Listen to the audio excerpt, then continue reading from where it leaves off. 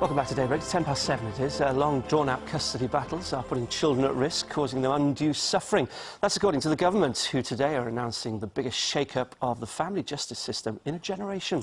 Well, a central part of that will be encouraging couples who want to divorce to go to mediation before going to court.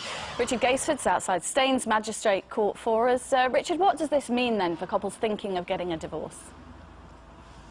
Well, up until today, they'd just been encouraged to find out about mediation. Now they're being forced to actually attend a meeting about mediation, to be told about a way that may well save them a lot of money, a lot of stress, and reduce the pain for children involved in these cases too. Mediation is when a couple sits down around a table with what you might describe as an impartial referee, someone who's there to help discover a fair and balanced solution to problems surrounding finances, housing and childcare, that sort of thing. And it should reduce the need to enter courts like this with armies of lawyers digging bits out of each other. And it really is needed, Helen, because at this point today we've got nearly 120,000 Brits every year getting divorced. That is very nearly 13 people every hour, or 13 divorces every hour. And the family court's not just dealing with divorce, they're also dealing with care and supervision orders too. And for children involved in that, we're seeing an average 56-week wait, more than a year in many cases.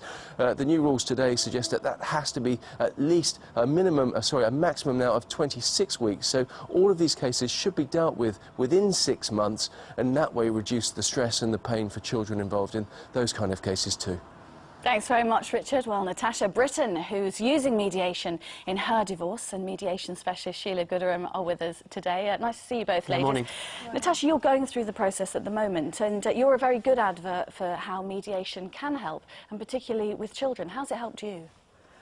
It just made everything more respectful, kinder, and we didn't want to, well, certainly I didn't want my divorce to define the rest of my life. So we just wanted to look after our children, our wider circle of friends and family, by having a good divorce and a respectful divorce.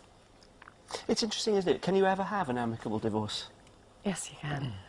Yes, you can. Why would you, why But, not? the fact that mediation seems to be about the nitty-gritty of the divorce, if you like, the facts and the figures and all that business, it must be very difficult to keep the emotion out of it. Sometimes it can be difficult, and I'm a divorced person myself, so I know what it feels like. But the reality is, if you've got children, and you've chosen to have children together, you're going to be grandparents together. Of course. You've got the whole of your life ahead. You've got graduation ceremonies, possible engagement parties, you name it, grandchildren being born. And so it's not just this moment, it's not just how hard it feels now, and it feels like a living bereavement when you get divorced. It really is horrible. But actually doing something practical about it, sitting down, coffee pot, chocolate biscuits, nice person who actually knows their onions, knows about the law, can really help, and it can mean you can come out of it feeling, well, we did that, we sorted that. Sheila, the only part of this bit that's compulsory is that couples will be asked to go for an hour's mediation meeting. Exactly. How encouraged are you that that hour-long mediation meeting will then convince them that actually mediation could be the way forward and help them? Well, for people who've come to see me for the past 2 years for mediation information assessment meetings, and that's what the government's now asking people to do, I find that most people find it an absolute no-brainer. It's cheaper. It's much quicker than going through the courts. And then you've got this other element, the really important personal element, which is, if you're going to be grandparents together, let's sort it and work out a fair way forward. Well, why aren't more people doing it then? You paint the perfect picture. Yeah, I mean, it's because it's been poorly publicised in the past. It's taken the past 20 years, really, for mediation to come out of its infancy and be talked about, and the results, the success of it, understood and explained. But it's an unregulated industry as well, so people should be aware, because there are mediators out there with no training, or very little training, in family law-related issues as well. You're absolutely right, and this is absolutely vital, that people go to the Family Justice Council website. Go nowhere else. Do not Google a mediator, go to the Family Justice Council, Family Mediation Council website, Family Mediation Council website. And also Natasha's written a blog about it. I mean, Absolutely. that's how positive an experience you found it, isn't it, Natasha, trying to help other people?